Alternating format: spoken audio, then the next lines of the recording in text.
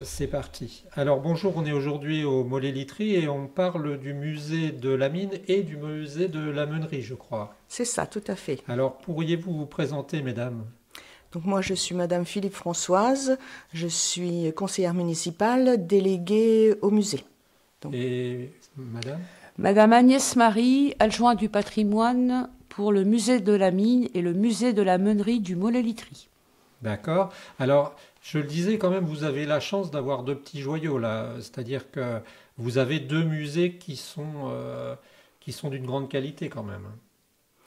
oui, on a cette chance d'avoir le musée de la mine qui a été refait en 2020 avec des aides du département et un mécénat du Crédit Agricole. Donc nous avons maintenant un excellent outil de travail, très beau, complètement refait. Donc c'est très agréable pour les agents, je pense. Et alors, on parle d'agents. Il y a combien de personnes qui travaillent dans ce musée et Alors, quand? Est-ce que nous avons donc Agnès, qui est l'agent titulaire. Hein, c'est maintenant le seul agent. Nous avions avant deux agents titulaires, mais Jean-Marc est parti en retraite et le poste n'a pas été reconduit. Donc nous travaillons donc principalement avec Agnès toute l'année et de avril à septembre et sur les vacances de la Toussaint, nous prenons des saisonniers en D'accord, des renfort. renforts. Voilà, c'est Et ça. l'hiver, il n'est pas ouvert. Non, il est fermé. Donc, après les journées du patrimoine jusqu'aux vacances de la Toussaint, et après les vacances de la Toussaint jusqu'au mois d'avril, enfin les vacances de Pâques, jusqu'aux vacances de Pâques. Par contre, il reste ouvert à la location pour les groupes Oui. sur réservation. Ah oui, Oui, sauf janvier et décembre où il est complètement fermé. d'accord. Donc il y a une permanence qui peut s'effectuer l'hiver aussi. Donc voilà. Oui. Et alors, est-ce que vous pouvez nous dire de quand datent ces deux musées? Parce qu'il y a celui-là et puis il y a l'autre, celui de la meunerie. Alors, je vais plutôt laisser la parole à Agnès, qui est Donc, l'agent du le patrimoine. musée de la mine est l'un des plus anciens musées miniers de France, qui a été inauguré en 1907 grâce à un bienfaiteur, monsieur Aimé Labbé, qui était enfant du pays, conseiller municipal au village de Litry. Et il était négociant en textile, il vendait de la soie à Paris. Donc ce monsieur, il a fait construire à ses propres frais une très jolie bâtisse en pierre qui a été inaugurée en tant que musée de la mine de Charmont en 1907. Et également, il avait ouvert une école dentelière qui était réservée aux jeunes filles pauvres du village. D'accord. Et à cette époque-là, je crois qu'il y avait encore de l'exploitation, non? Ou parce qu'on m'a parlé de 40 où les Allemands exploitaient, ça s'était arrêté l'exploitation? Alors en fin de compte, la découverte du charbon à Litry, c'est 1741. Oui. C'est par le plus grand des hasards Hmm. qu'un valet de forge va découvrir de la houille. Et donc le marquis de Balleroy va demander autorisation au roi Louis XV d'ouvrir l'exploitation de la mine, ce qui lui a été accordé en 1744. D'accord. Et en fin de compte, les puits s'arrêteront d'être exploités en 1880. Après, D'accord. il y aura une seconde période d'extraction pendant la Seconde Guerre mondiale à Saint-Martin-de-Blagny-la-Folie, Oui. qui est à quelques kilomètres de Litry, en fin de compte à l'époque, en direction d'Isigny, parce que les Allemands avaient donné ordre de remettre la mine en état. Hmm. Et en fin de compte, nos derniers mineurs avaient fait une sorte de résistance. Ils avaient vraiment exploité à extraire le charbon qu'à partir de 1945. Ah d'accord, ça a traîné, traîné. Oui, et Oui. c'était volontaire comme une sorte de résistance. Et ça a été fini. Après 45, on a Alors fermé? après, la dernière berline a été remontée en 1949 Mhm. et la fermeture définitive du musée de la mine, c'est 1950. D'accord. Donc ça fait finalement, ça fait 75 ans qu'il y a une politique quand même de conservation après cette fermeture qui consiste à garder ce musée, à le diffuser, enfin à diffuser des informations et continuer. Parce que on pourrait se dire, vous disiez ça coûte, quand on vient ici on se dit bah, il y a une billetterie quand même, mais c'est pas la billetterie qui fait vivre le musée. Non, tout à fait. La billetterie ne couvre pas les besoins en personnel, en entretien, tout ça. Non, obligatoirement, on est déficitaire. Hein. Bon, après, c'est une volonté municipale de conserver ces musées. Donc, le système, c'est de toujours s'adapter, en fait. Enfin, moi, quand je suis Oui. arrivée, c'est le deuxième mandat que je fais en étant responsable des musées. Donc, la première chose, moi, ça a été de prendre contact avec donc l'agent du patrimoine, savoir comment ça fonctionnait, savoir la politique de la mairie vis-à-vis de ces musées, et ensuite de s'adapter. C'est tout un continuel remise en question, évolution, et on essaye de caler à ce qui est le mieux pour la gestion des musées et pour aussi un peu les finances, le côté Mais ce qui est financier. curieux, c'est que finalement, depuis 75 ans et plus longtemps, 100 ans, il y a eu un continuum, il y a eu une continuité des gens qui voulaient, qui pensaient que le musée devait continuer. En fait, oui, parce que c'est quand même une pépite, hein. C'est le C'est premier sûr. musée minier de France. Donc, je vois mal comment la petite bourgade du Mollet-Literie pourrait se passer de ça. Même si c'est très Oui, difficile à faire connaître, hein, oui, faut pas le nier, hein. La communication est très difficile. Et parce que, étant municipal, c'est un atout. Et en même temps, je dirais, ça limite aussi un peu la fonction. En fait, des fois, une municipalité a plein de choses à gérer, a oui. plein de choses à entretenir, un budget. Donc, des fois, au niveau budget, on est un peu limité, Oui, mais oui. on peut pas faire autrement. Mais la volonté est quand même, voilà, moi, je suis une enfant du pays, Agnès aussi, Monsieur le maire aussi, et on a à cœur de garder ce patrimoine communal. En fait, ce Et, qui fait on cherche toujours, même si les moyens diminuent, à conserver cette ouverture en tant que musée. et est-ce que vous avez des aides de l'État? Est-ce que si on regardait le budget, comment ça se passe finalement? Est-ce que l'État vous donne quelque chose chaque année? Rien du tout. Non, non, on n'a D'accord, rien. donc c'est à vous de vous débrouiller pour compenser la balance C'est finalement. ça. Alors, ce musée, il a été refait parce qu'à l'époque, nous avions beaucoup de contacts avec quand même le département. Oui, Nous avions un conservateur au département avec qui, même moi, quand je suis arrivée, j'ai échangé énormément sur les problématiques de nos musées et tout, ce qui a amené finalement à cette rénovation. Mais maintenant, c'est pareil, le département, ça a évolué et nous n'avons plus de conservateur. Donc, ah oui. on garde des liens, mais c'est un peu plus compliqué, en Et fait. vous me dites que ça a été refait en quelle année En exact? 2020, enfin 2019, réouverture en 2020. On D'accord, a été fermé un an, en fait. d'accord. Et Ouais. qu'est-ce que vous avez changé à cette époque-là? Toute la scénographie, hein, tout D'accord. a été, en fait, déjà le cadre au niveau, les peintures, tout ça, tout a été remis au propre. Et toute la scénographie a été refaite. Donc ça, grâce au département, c'est eux qui, là, ont payé la personne en charge de ça. Ah Donc, oui, donc les objets ont été retravaillés, redispatchés autrement, remis en valeur. Il y a des choses comme les photos de mineurs qui sont là exposées tout de suite pour l'exposition ici, qui étaient dans le musée, qui ont été retirées. Enfin voilà, toute la scénographie a été repensée et refaite.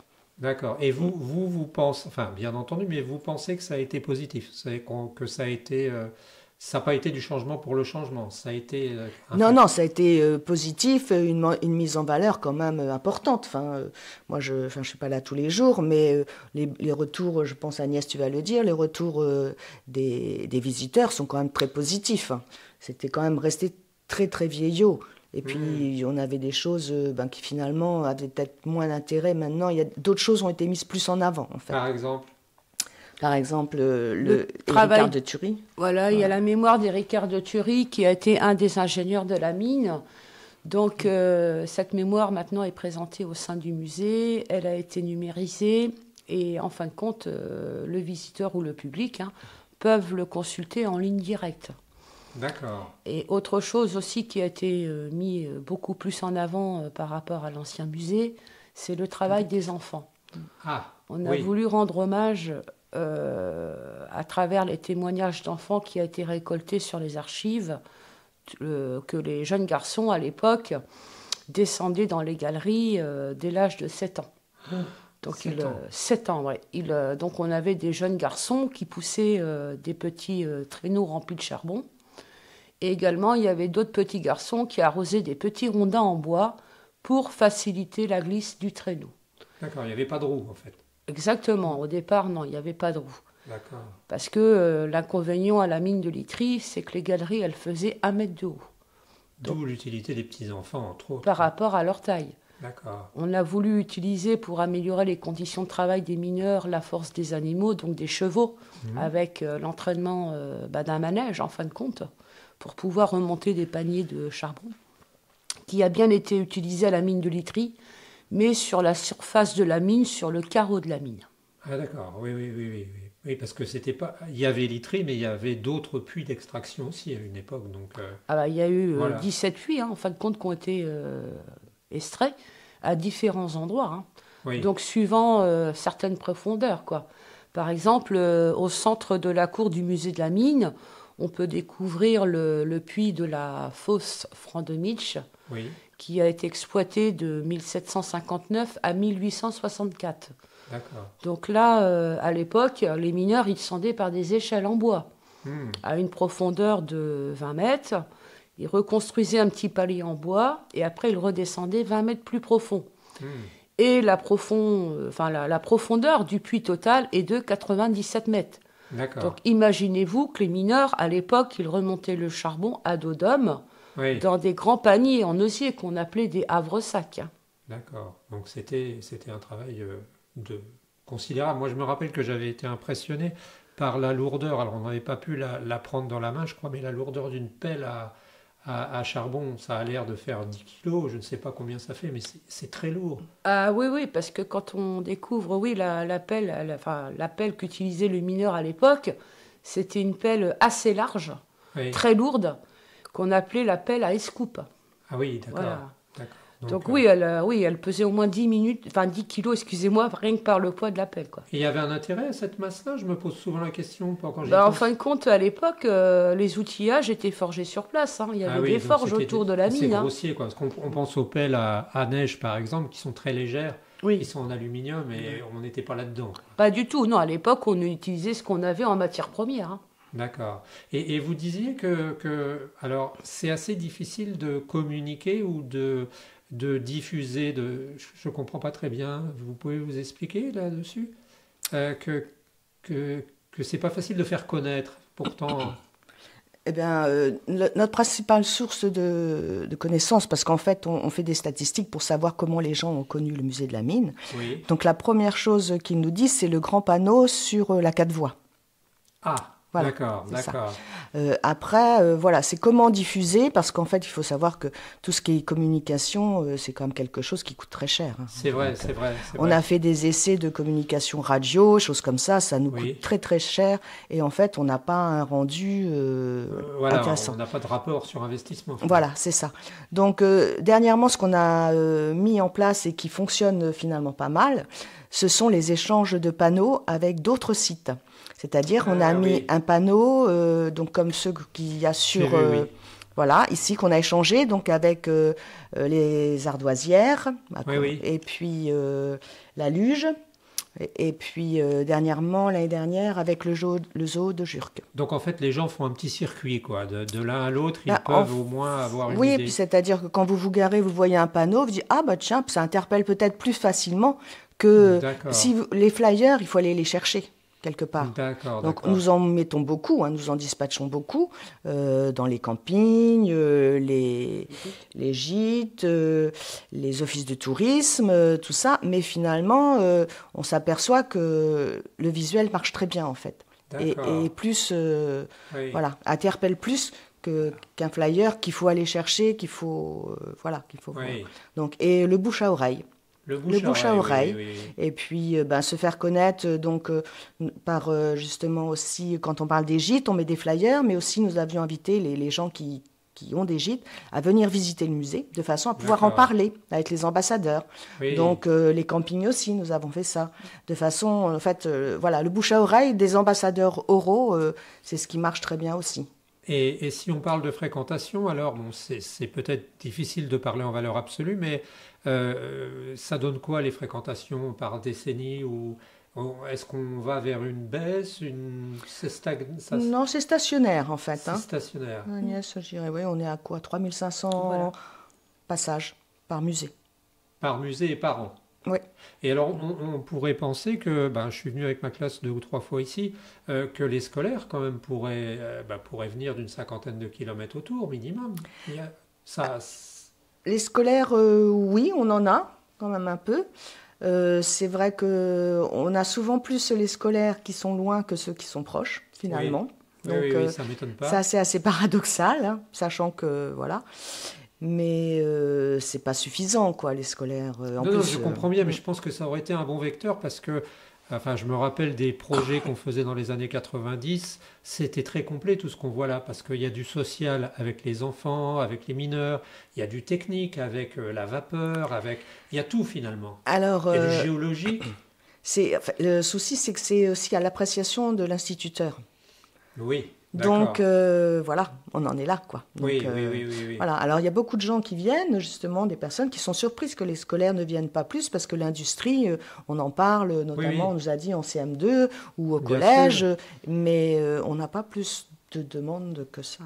Et même en sciences, je pense, parce qu'il y a les leviers, il y a les poulies, vous parliez tout à l'heure des mineurs qui remontaient le charbon, après ça a été peut-être des chevaux qui ont dû travailler sur le manège, ou enfin je ne sais plus, de la machine à vapeur aussi. Donc là, c'est très riche. Et alors à côté de ça, il y a le musée de la Meunerie, un deuxième musée, lui. Oui. Et alors? Le musée de la Meunerie, c'est plus. On retrouve aussi quand même le travail, les meules, mais c'est plus les petites classes maternelles qui viennent en groupe. Parce que lui aussi, c'est un petit trésor. Hein. Oui, et parce qu'il y a les temps en plus, donc Oui, en partenariat avec la Maison de la Forêt, qui est à l'embranchement, Agnès fait beaucoup d'interventions à tout ce qui est autour de la nature, les petites bêtes de l'eau. D'accord. Voilà. Donc ça, c'est plus Agnès qui peut vous en parler. Oui. Oui, donc on a développé un petit partenariat avec l'Office du tourisme de la Maison de la Forêt à Montfiquet. Donc on propose à des scolaires, et c'est vrai qu'on a beaucoup plus de scolaires au niveau maternel. Donc en fin de compte, ils peuvent découvrir le fonctionnement d'un moulin à eau, le parcours de l'eau, la force de l'énergie de l'eau avec la roue, tous ces mouvements d'engrenage, de poulies et de courroies. Et j'ai développé aussi, depuis 2021, des petits ateliers ludiques. Donc, ils vont pouvoir écraser du grain à la main avec une petite meule et pouvoir tamiser. Donc ça, c'est des choses qui plaisent énormément au niveau des écoles maternelles. Oui, oui. Et c'est concret. Voilà, c'est du concret pour eux. Ils participent, ils créent, ils ont le toucher, c'est sensoriel. Et éventuellement aussi, après, ils font la découverte de la faune, de la flore, la pêche des petites bêtes de l'eau dans la mare avec une animatrice de la Maison de la Forêt. D'accord. Et quelle est l'histoire de ce musée-là? Je crois il a été utilisé jusqu'à une certaine période, ce musée de la Meunerie. Alors tout à fait. Donc on a donc effectué des recherches en commun avec le CNRS de Caen. Donc on a remonté nos sources auprès de ce moulin dès le XVe siècle. Ah oui, oui. Il appartenait aux moines de l'abbaye de Cerisy-la-Forêt. D'accord. Voilà. Donc l'arrêt du fonctionnement, c'est 1952. Ce qui est relativement récent à l'échelle de l'histoire, la grande histoire, c'est pas si vieux. Voilà, exactement. Et donc le dernier propriétaire, qui était Monsieur Victor Panier, est décédé en 1975. Donc ensuite, ce sont les enfants qui ont préservé ce moulin. Et en 1983, donc, il y a sa fille, au dernier meunier, qui a voulu vendre ce moulin. Et à l'époque, la commune du Mollet-Litry a été très intéressée, quoi, hein. Donc ils avaient mis un droit de préemption de vente pour pouvoir l'acheter, pour créer un musée. C'est vrai, les communes ont ce droit. Oui, tout à fait. Oui. Ouais, donc ils ont voulu créer le musée de la Meunerie.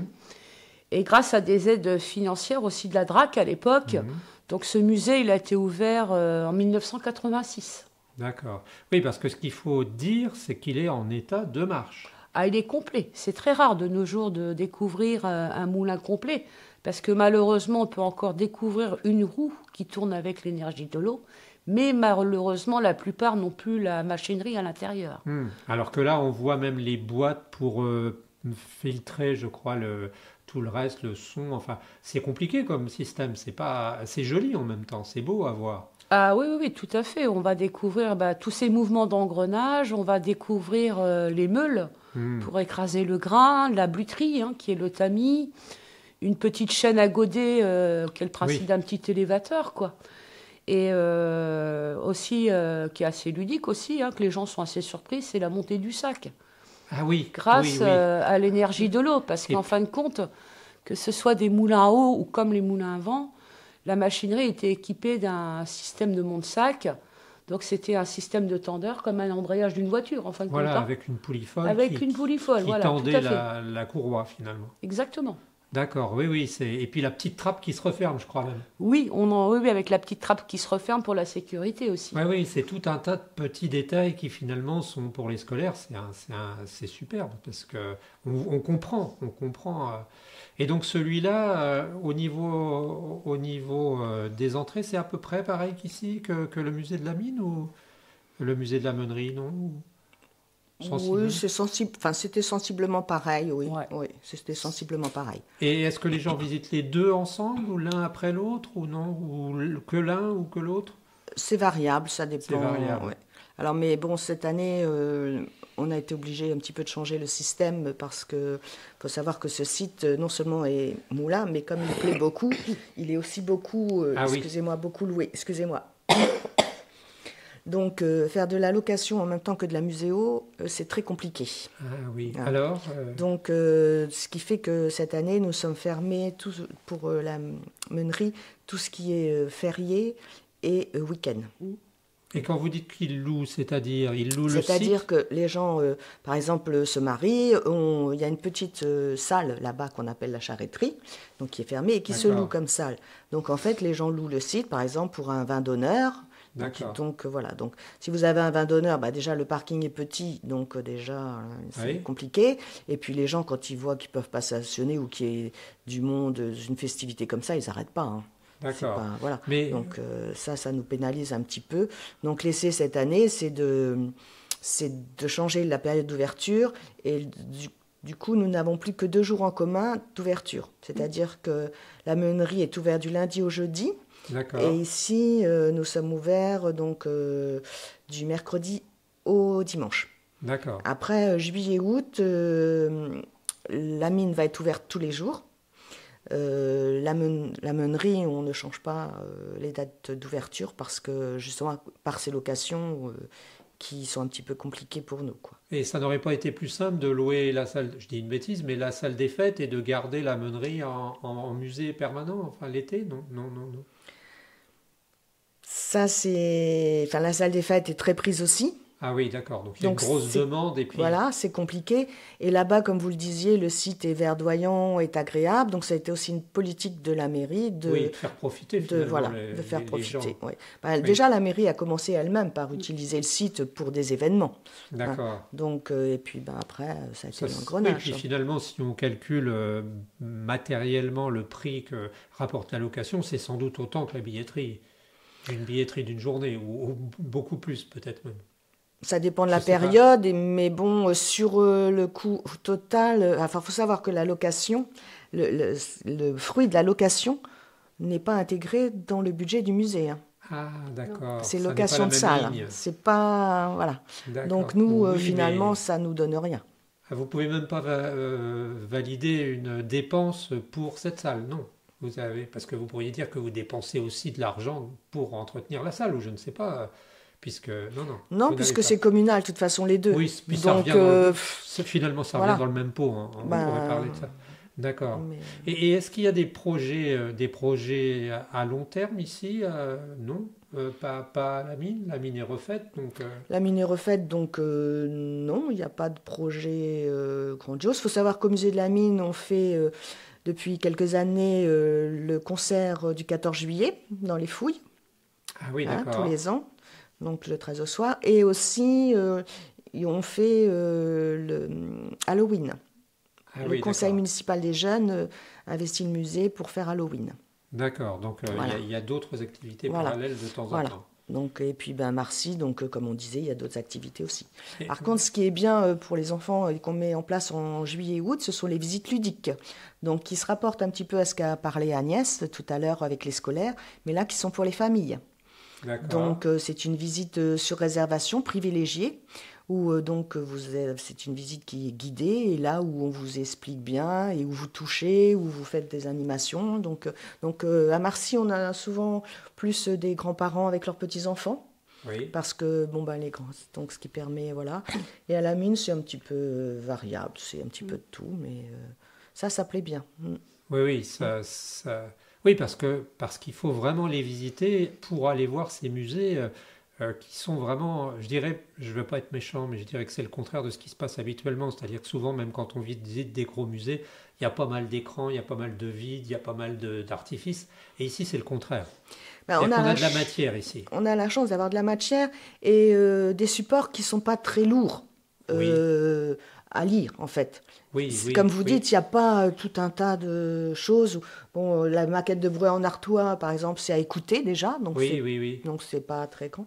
Et on n'a pas des immenses cartels qui vont vous prendre Oui, oui, oui. tout Puis, l'après-midi, vous quoi. n'êtes pas Là, tout- en fait, c'est 1 heure. Après, ça dépend le rythme qu'on veut, mais en gros, en 1 heure, on a fait le tour. Oui, mais vous n'êtes pas tombé non plus dans le côté informatique et console et machin qu'on aurait tendance à avoir de temps en temps, que je trouve un peu, enfin, un peu vide, quoi, parfois. Non, c'est resté. Là, on a vraiment, là, on peut toucher les objets, là, on peut comprendre. Je pense à par exemple, au mineur, le sigle, enfin, je ne sais pas si on dit le sigle, mais du musée de la mine qu'on voit sur le panneau, qui avait été dessiné. Je ne sais pas si c'était dans un foyer ou en fait, là, on a vraiment du concret. On la voit cette pancarte, on comprend. Oui, le logo en fin de compte. Oui, on n'est Ouais. pas dans du. C'est difficile à expliquer, mais on n'est pas dans du. On fait pas de mousse, c'est simplement vraiment, c'est du vrai, quoi. Oui, Oui, tout c'est à du fait. concret. Ouais, Ouais, parce ouais. qu'en fin de compte, la Muséo aussi a pris appui, hein, enfin, l'équipe, on va dire, hein, toute l'équipe autour de ce projet, a voulu aussi garder un peu les petites graines humaines Hmm. par rapport à nos mineurs. Oui, oui, Parce que nos derniers mineurs avaient pas une fresque oui, sur leur travail, avec des petites figurines, c'est ça, oui. voilà, donc avec différents outillages. Et en fin de compte, toute cette équipe-là a voulu préserver ce côté humain. Oui, oui. Donc la Céno, Muséo, tout ça a été travaillé, ça n'a pas été fait n'importe comment. Oui, parce qu'il y a plein de subtilités. Par exemple, je crois, le type, la physionomie des gens qu'on voit sur la petite fresque. On voit les plus gros, les plus fins. On reconnaît, enfin, ils se reconnaissaient eux. Voûtés, pas voûtés, des gros outils. Enfin, c'est ça, c'est très subtil, quoi. Il est très, très, très, c'est foisonnant finalement ce musée-là. Il y a tellement de choses à voir, même en géologie, par exemple. Et c'est ça que je veux dire, c'est qu'on n'est pas allé vers des écrans sur lesquels on Non. va appuyer, Non. souvent dans lesquels il y en a un sur deux ou trois qui tombent en panne et qu'on n'utilise pas. Là, on est vraiment sur de la matière. Oui, on est resté dans le réel, et notamment avec la reconstitution de la galerie. Oui, oui, oui, oui, oui, Ce oui. passage de galerie qui plaît énormément, parce que là, Oui, quelque part, on est dans le concret vraiment. oui, En voilà, fait, on voilà. aurait pu se contenter de mettre des photos ou un film représentant ça, que là, on est vraiment dans le concret avec donc cette partie galerie où en plus on a remis des effets sonores. Ah oui, d'accord. Avec l'interpellation des mineurs entre eux, attention, ça va sauter, et puis le boom de Oui, l'explosion pour creuser les galeries, quoi. oui, oui, oui, Donc oui. là, on est vraiment dans le concret, quoi. Et puis l'augmentation, enfin, ça passe toujours dans le sens chronologique, c'est ça. On commence au début de l'exploitation, on finit avec les nouveaux types d'exploitation, avec. Oui, tout à fait. On a toujours gardé aussi le départ des soutènements de literie concrets. Voilà. Et après, on avance et on voit toute l'évolution de la technique d'extraction, des soutènements et de la sécurité. En fin de compte, vers la partie fin de galerie, on est dans le nord, quoi. Voilà, jusqu'à Voilà, cette c'est ça. énorme aveuse, je sais pas comment on appelle ça, pour casser, qui finalement n'a jamais été fonctionnel ici, mais qui a été Exactement. rapporté. Oui, oui, tout à fait. Oui, d'accord. Ouais, ouais. Donc- Et alors, une question que je me pose, excusez-moi de vous couper, mais c'est que finalement, vous disiez qu'il y a eu une quinzaine d'années entre le moment où c'est devenu un musée et où ça s'est arrêté. Donc, il y a eu ils ont récupéré des morceaux, quoi. Je crois qu'on vous dites à un moment dans la visite que quand ils ont fait le musée, ils ont dû récupérer ils sont peut-être même redescendus dans le puits pour chercher des roues, des choses comme ça, parce qu'il a bien fallu, vous avez des outils comment ça s'est passé? Alors, on a eu la chance à cette époque, c'est qu'on avait un certain monsieur qui s'appelait Sosthène Lefrançois, Hmm. qui a eu l'ingéniosité, moi je dirais, de récupérer du matériel de la mine à l'époque. Il a racheté du matériel, comme la machine à vapeur. C'est lui qui l'a sauvée. Donc elle avait été mise en dépôt dans un chalet sur la commune de Litry. Hmm. Il avait sauvegardé une civière pour les blessés de l'époque. Il a conservé également aussi des grosses molettes en bois.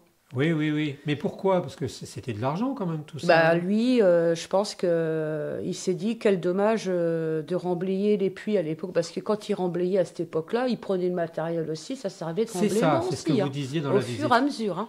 Donc Voilà. lui, il a eu l'ingéniosité, en fin de compte, de dire bah non, moi je vais garder ça. Et en fin de compte, il a eu raison, parce qu'après, quand il y a eu le projet de ce musée, Mhm. alors au départ, le musée, c'était beaucoup, je pense, d'ingénieurs qui venaient voir ce musée, mais il a quand même eu l'idée de préserver ses outillages, et ça a été les premières collections phares de ce musée. Hmm. Et puis ce qui s'est passé, c'est qu'il y a eu un phénomène d'agrégation. Tout le monde vous a donné des choses aussi. Je crois qu'il y a la fameuse maquette qui est merveilleuse, qui représente des milliers d'heures de travail, peut-être des dizaines de milliers, je ne sais pas. Alors oui, la fameuse maquette magnifique de Brouet en Artois, Oui. qui a un succès énorme auprès des gens du Nord, Ah oui, parce oui, que oui. c'est chez eux en fin de compte, Oui, c'est vrai. Brouet en Artois. Donc elle a été transportée, c'est ça? Alors en fin de compte, pendant la Seconde Guerre mondiale, elle appartient cette maquette aux arts et métiers. D'accord. Donc pendant la Seconde Guerre mondiale, à cette période-là, ils ont voulu protéger les œuvres pour pas que ce soit détruit. Qu'est-ce qu'ils ont fait? Ils ont dispatché des collections. Ah oui, d'accord, oui. Et comme Litry était le premier musée minier de charbon, bah, elle est arrivée ici D'accord, pour la protéger. d'accord. Et en fin de compte, C'est jamais reparti. c'est jamais reparti. Elle n'a pas été marquée à l'inventaire du musée. Elle D'accord. appartient toujours aux arts et métiers. Et c'est magnifique parce que cette maquette, en fin de compte, elle est animée, éclairée. Hmm. Et elle a été présentée, il faut savoir, à l'exposition universelle de 1900 à Paris. Hein. Ah oui, et elle fait combien de taille? Parce que, Alors, elle est représentée à l'échelle de 1/10.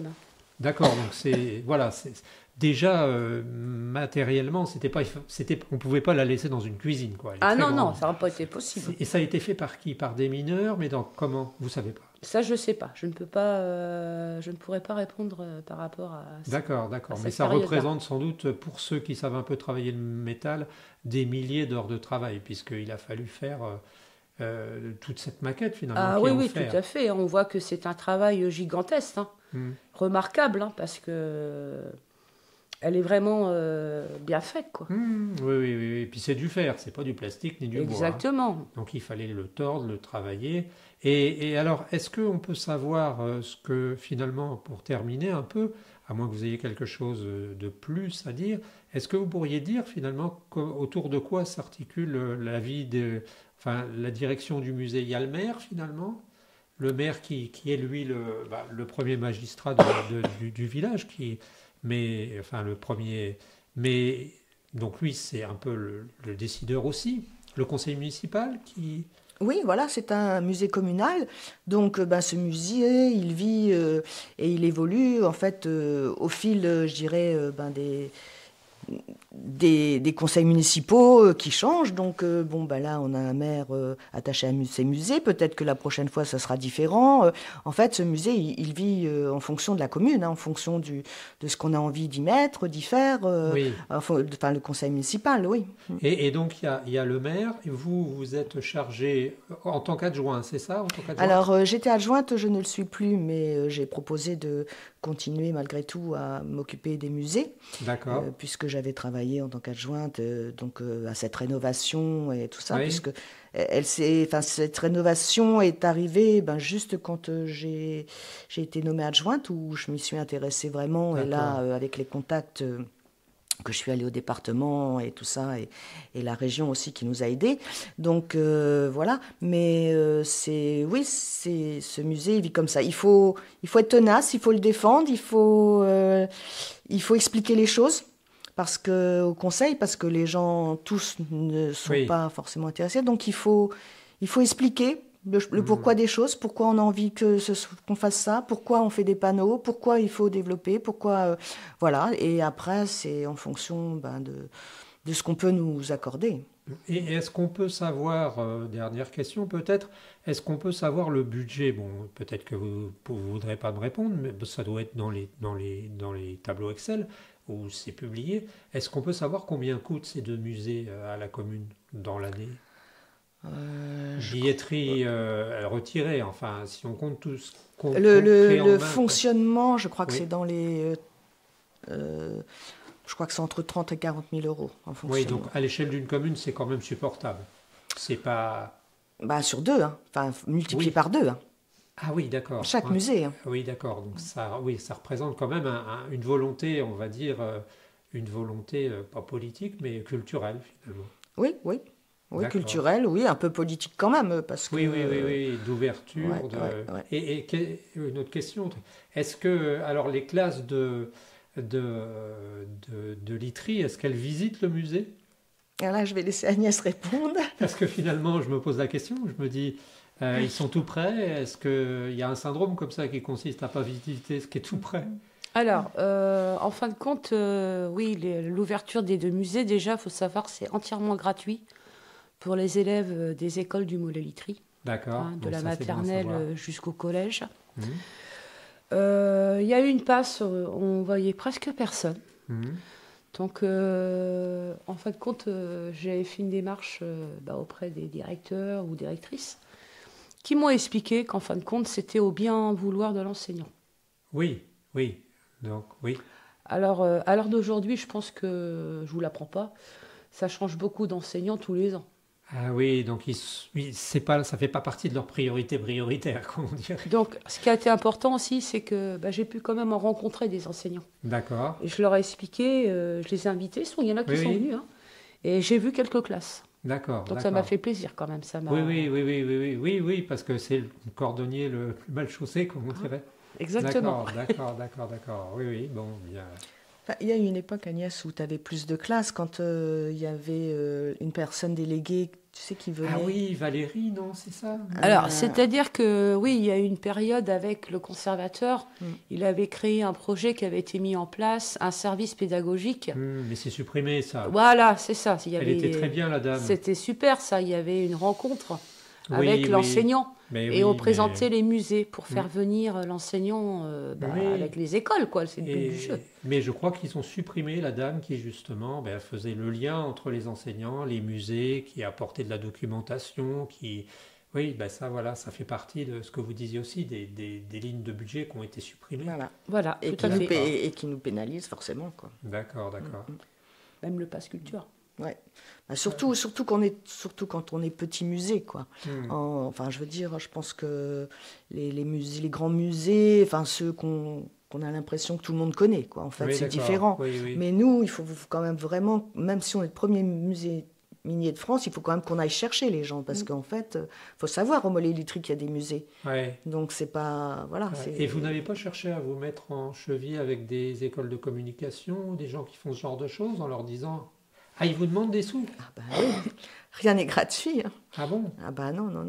Et il n'y a pas une association des amis du musée ou... Non, alors il y a une association pour les musées qui font vivre les musées, oui, enfin c'est pas vraiment vivre, je dirais. Il y avait des associations autrefois qui faisaient vivre notamment Marcy avec la grande fête. D'accord. Marcy. Voilà, Oui. sur tous les métiers anciens, tout ça, et après sur la fabrication du pain. D'accord. Donc ça, il n'y a plus parce que malheureusement, les bénévoles, il faut les trouver. Et il n'y en a plus beaucoup. Ils ont Oui. Il y a beaucoup. Donc on a eu la chance de réussir à avoir de nouveau une association Oui. qui donc pour les musées. Donc cette association, en fait, son but, c'est de faire des activités. Par exemple, elle fait au 1er mai une brocante à Marcy. Oui. Voilà, des choses comme ça. Et qui, en fonction de l'argent qu'elle a, nous donne un soutien financier Ah oui. pour des projets.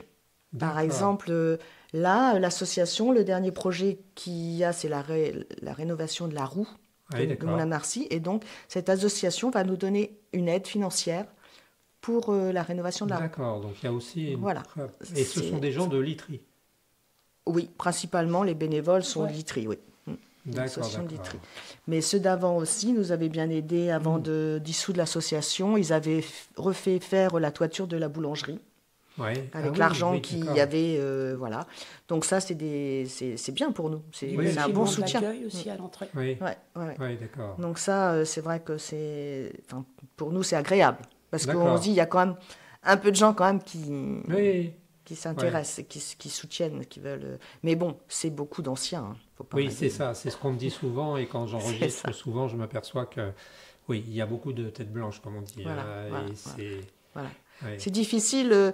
Enfin, moi, étant du pays, je suis toujours surprise de voir maintenant comment la commune a évolué. Et en fait, on se rend compte que, enfin, l'impression qu'on a justement, c'est que les gens sont pas tant attachés que ça à leur patrimoine. Non, Quand on a oui, fait la rénovation du musée, on a offert un ticket gratuit à tous les habitants qui voulaient oui, venir voir ce nouveau oui, musée en passant prendre un ticket en mairie. On n'a pas eu tant de retours que ça, hein. oui, oui, oui, oui, oui, oui, Et c'est ça, c'est quand même. Alors, d'un côté, on dit ah, c'est une richesse d'avoir des musées, oui, mais en même temps, on s'aperçoit que c'est quand même compliqué de faire vivre des musées. oui, oui, mais c'est pour ça qu'on est là, c'est pour ça qu'on essaie de réfléchir et ça éclaire quand même de voir les. Mais c'est vrai que le comportement individuel des gens, j'en parlais avec un monsieur vendredi quand j'enregistrais, on est un peu sur des villages dortoirs un peu parfois. C'est On ça, a oui. l'impression que chacun se retranche dans sa maison, ferme ses barrières électriques, et puis quand il est chez lui, il allume sa télé, son portable.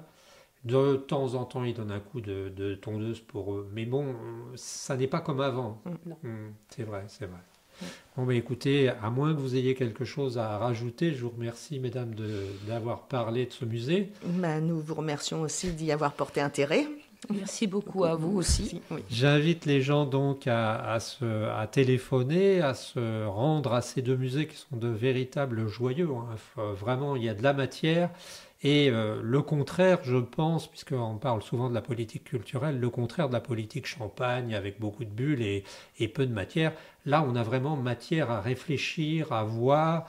Et puis l'avantage du petit musée aussi, entre guillemets, sans critiquer, c'est bien entendu de pouvoir eh bien, parler librement à l'intervenant ou prendre son temps. Ce qu'on n'a pas forcément dans un grand musée, on a l'impression d'une usine, hein.